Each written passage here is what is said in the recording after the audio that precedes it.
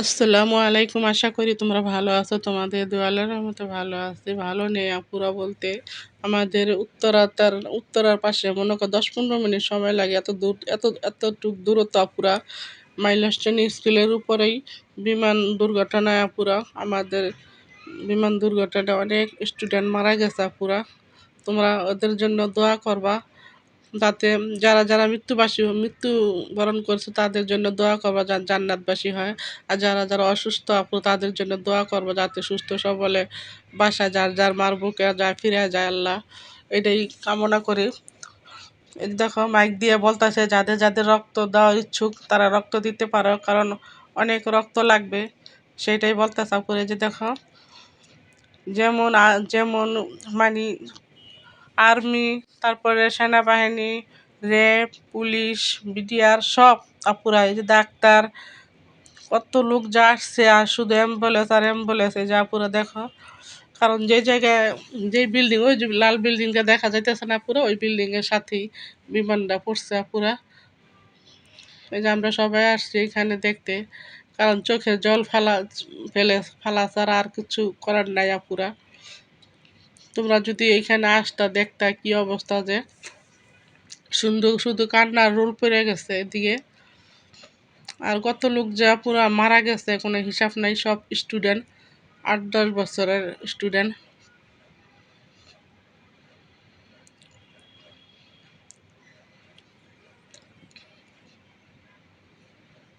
সবার জন্য পুরা দোয়া করবে। যে দেখো শুধু অ্যাম্বুলেন্স, এই যে পানির, এই যে কি বলে এগুলো, যে পানির গাড়ি, মানে এটা তো পানি দিয়ে যে নিবানো হতেছে।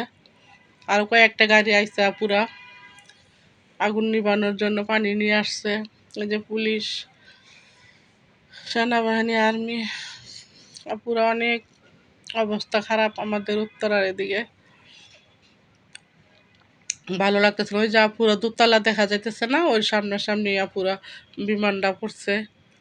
কারণ এদিকে যাইতে দিতেছে না তো কাউকে, কারণ যারা যারা যে মৃত্যু হয়েছে এদেরকে সব বের করা হইতেছে, কাউকে হসপিটাল নেওয়া হইতেছে। যে আমাদের উত্তরা মনে করো আশেপাশে বাংলাদেশ মেডিকেল, যেমন ধরো যে মনসুর আলী, কুয়েত মন্ত্রী, মানে এদিকে নেওয়া হইতেছে সব, ঢাকা বান্ড হসপিটাল এদিকে। যারা যারা বেশি পুড়ে গেছে এদেরকে ঢাকা মেডিকেল নিয়ে ট্রান্সফার করা হইতেছে। অনেক মর্মান্তিক ঘটনা পুরা, সবাই দোয়া করবা। এই যে এই বাড়িটা মনে করো, এই যে আপুর এই ছেলেটা অনেক সময় পরে আসলো, মা এই যে কান্না করতেছে,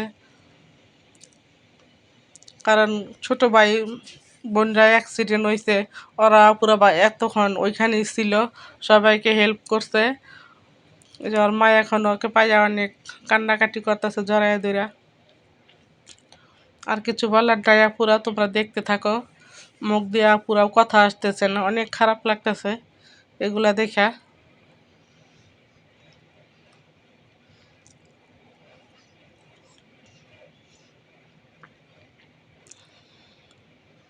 কথা বলতে পারতেছি না পুরো, অনেক খারাপ লাগতেছে এইসব দেখা।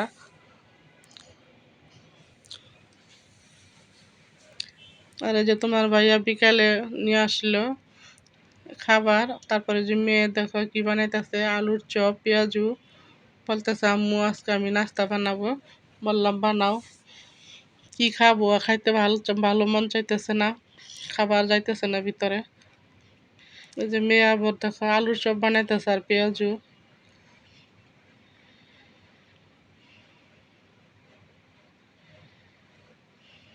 তাহলে পুরো ব্লগটা কেমন হয়েছে কমেন্টস করে বলবো। ভালো লেগে থাকলে লাইক দিয়ে একটা সাবস্ক্রাইব করে দেবে। যে দেখো পেঁয়াজ আলুর চপ বানানো হয়ে গেছে, সাথে নিচে সস, আর এই যে পেঁয়াজ জুদা খাওয়ার জন্য এগুলো বানিয়ে নিচ্ছে। আজকের মতো এই পর্যন্তই।